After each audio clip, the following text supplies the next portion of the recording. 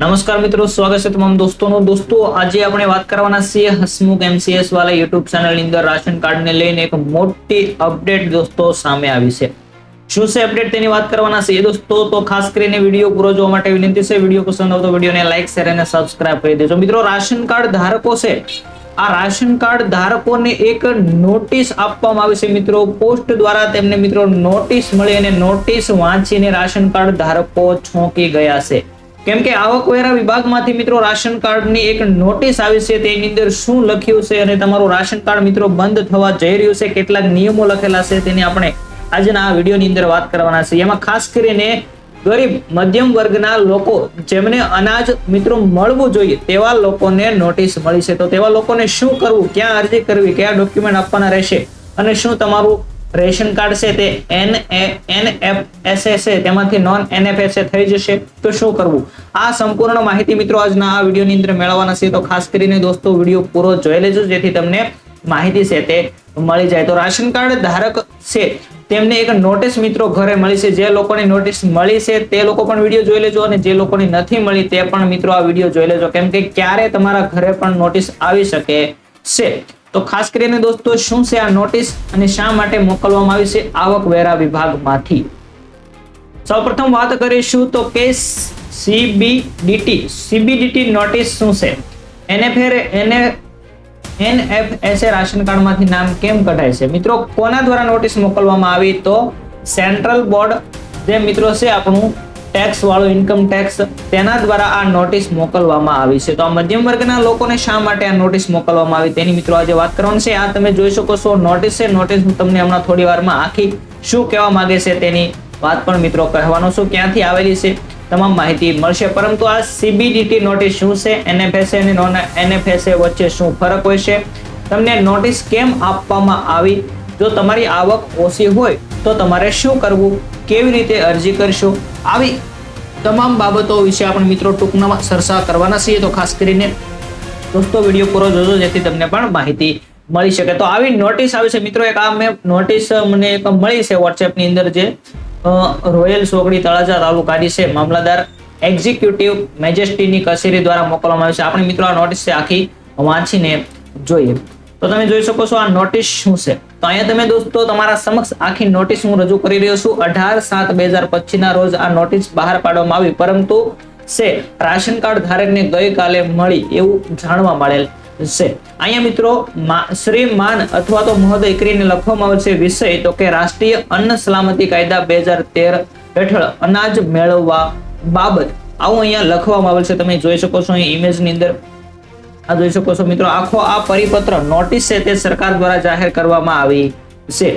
અત્રે કચેરીના ધ્યાન પર આવેલ રાષ્ટ્રીય અન્ન સલામતી કાયદા 2013 હેઠળ સરકાર શ્રી તરફથી નક્કી કરવામાં આવેલ પાત્રતા ધોરણે મુજબ રાહતના અનાજનો લાભ મેળવવા માટે નીચેના કારણસર પાત્રતા ધરાવતા નથી। તો મિત્રો નીચે કારણ આપવામાં આવ્યું છે મોટું, તમને જોઈ શકો છો આ સોરસ બોક્સ ની અંદર આ કારણ આપવામાં આવ્યું છે। આ કારણ તમારું હોવાથી તમને હવે મિત્રો રાશન છે મફતમાં મળતું હતું તે મળવા પાત્ર થશે નહીં, આવી સરકાર શ્રી દ્વારા નોટિસ જાહેર કરી દેવામાં આવી છે। મિત્રો શું કહેવા માંગે છે આ નોટિસ, તો કે જે લોકો 6 લાખથી વધારે આવક ધરાવે છે તેવા લોકોને હવે અનાજ મળશે નહીં, પરંતુ મિત્રો આ લોકો તો 6 લાખ શું તેના આવકના દાખલાની અંદર પણ આવક ઓછી છે તેવા લોકોના ઘરે આ નોટિસ આવી છે દોસ્તો। તો શું કરવું તેની માહિતી તમને વિડીયોની અંદર મળી જવાની છે।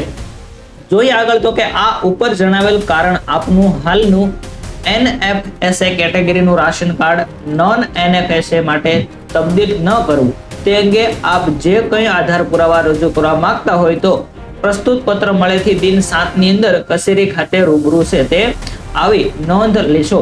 અરજદારે જણાવેલ સમય મર્યાદામાં આપણા તરફથી કોઈ નહીં રજૂ થયેલ આપનું હાલનું મિત્રો રાશન કાર્ડનું NFSA કેટેગરી છે તે નોન NFSA માં બદલાવવામાં આવશે। આપણે આ બંને વચ્ચેનો તફાવત પણ આગળ જોવાના છે। મામલતદાર કચેરી પુરવઠા શાખા સવારે 11 વાગ્યાથી લઈને બપોરે 2 વાગ્યા સુધી તમારે મુલાકાત લેવાની રહેશે। સાથે આધાર કાર્ડ અને રાશન કાર્ડ અવશ્ય લઈ જવાનું રહેશે। જે લોકોને નોટિસ આવી છે તે મિત્રો ખાસ કરીને તમારી મામલતદાર કચેરી હોય ત્યાં જઈ આવવાનું રહેશે। આગળ વાત કરીએ તો કે CBDT નોટિસ એટલે શું, તો આ નોટિસ કોના દ્વારા મોકલવામાં આવશે, તો કે CBDT નોટિસ એટલે કે central board of director tax, મિત્રો ઇન્કમ ટેક્સ વિભાગમાંથી આ આખી નોટિસ છે તે બહાર પાડવામાં આવી છે અને જે રાશન કાર્ડ ધારકોને મોકલવામાં આવ્યું છે. આવકવેરા વિભાગની મુખ્ય સંસ્થા છે. સરકારે NFSA લાભાર્થીઓની તપાસ માટે CBDT પાસેથી માહિતી મેળવી છે. મિત્રો, સરકાર જે લોકો અનાજ મેળવી રહ્યા છે તેમની માહિતી સરકારે આવકવેરા વિભાગમાંથી મંગાવવામાં આવી. તો આવકવેરા વિભાગે આ માહિતી મોકલી કે આ લોકો પાસે 6 લાખથી વધારે આવક છે.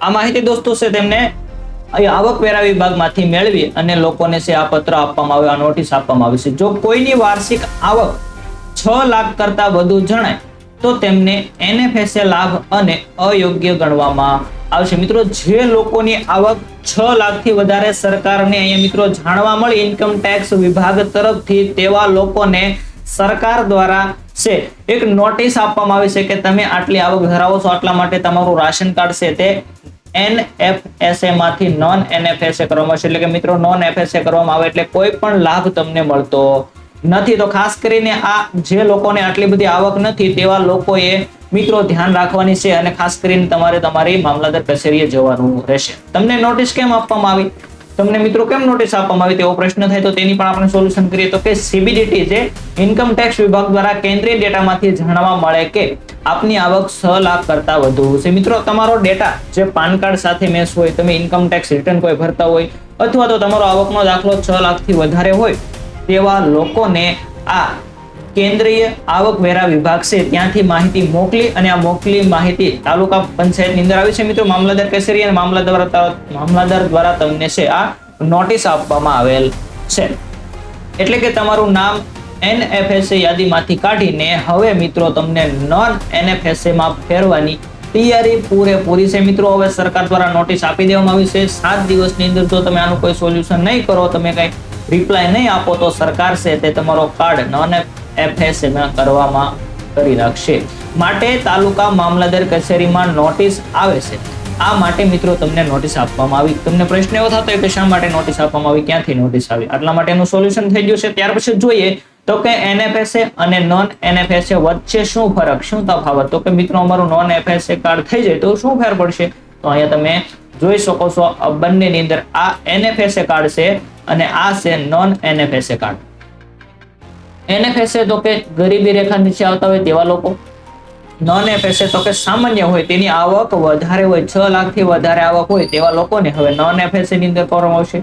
ત્યાર પછી રાશન કાર્ડમાંથી અનાજ ઓછી કિંમતે મળશે. અહીંયા મિત્રો અનાજ મળવા પાત્ર થશે નહીં. જેવા લોકો પાસે નોન NFSA કાર્ડ છે તેમને હવે અનાજ મળશે નહીં. ત્યાર પછી 6 લાખથી ઓછી આવક ધરાવતા હોવ તમે તો તમારો NFSA કાર્ડ હોય અને 6 લાખથી વધારે આવક હોય તમારી મિત્રો તો તમારો નોન NFSA કાર્ડ એટલે કે 6 લાખથી વધારે આવક હશે તો તમારો કાર્ડ હવે નોન NFSA કરી નાખવામાં આવશે.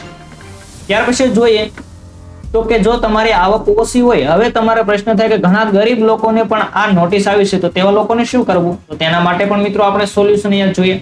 જો તમારી આવક વાસ્તવિક આવક ઓછી હોય એટલે કે હકીકતમાં તમારી મિત્રો આવક ઓછી હોય, જેમ કે તમારી આવકના દાખલાની અંદર 1,15,000 હોય તો તમારે સરકારશ્રીને શું રજૂ કરવાનું રહેશે, તો આપણે જોઈએ. સરકારશ્રીને તમારે મિત્રો એક તો આવકનો દાખલો તમારો જે તાજેતરનો નીકળેલો હોય, એક તો ગ્રામ પંચાયતમાંથી અથવા તો તાલુકા પંચાયતમાંથી જે નીકળેલો હોય તે તમારે લઈ જવાનો. ત્યાર પછી ઘરના તમામ સભ્યોના આધાર કાર્ડ મામલતદાર કચેરીએ લઈ જવાના રહેશે મિત્રો.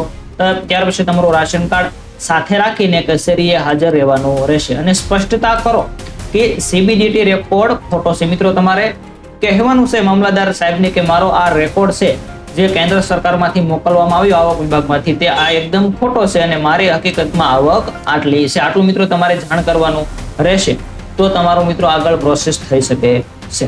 ત્યાર પછી જોઈએ તો કેવી રીતે અરજી કરશો. હવે તમારે મિત્રો એક અરજી કરવાની છે. તો અરજી કઈ રીતે કરશો, તો અરજીની અંદર એક સરળ પત્રક લખવાનો રહેશે. તેની અંદર તમારે લખવાનું કે હું NFSA હેઠળ હકદાર છું, મારી વાર્ષિક આવક ₹1,15,000 છે, પરંતુ જે આવકવેરા વિભાગના રેકોર્ડની અંદર કોઈ ભૂલના કારણે મારી આવક અહીંયા 6 લાખથી વધારે દર્શાવવામાં આવી છે. આવું મિત્રો તમારે અંદર એડ કરવાનું છે.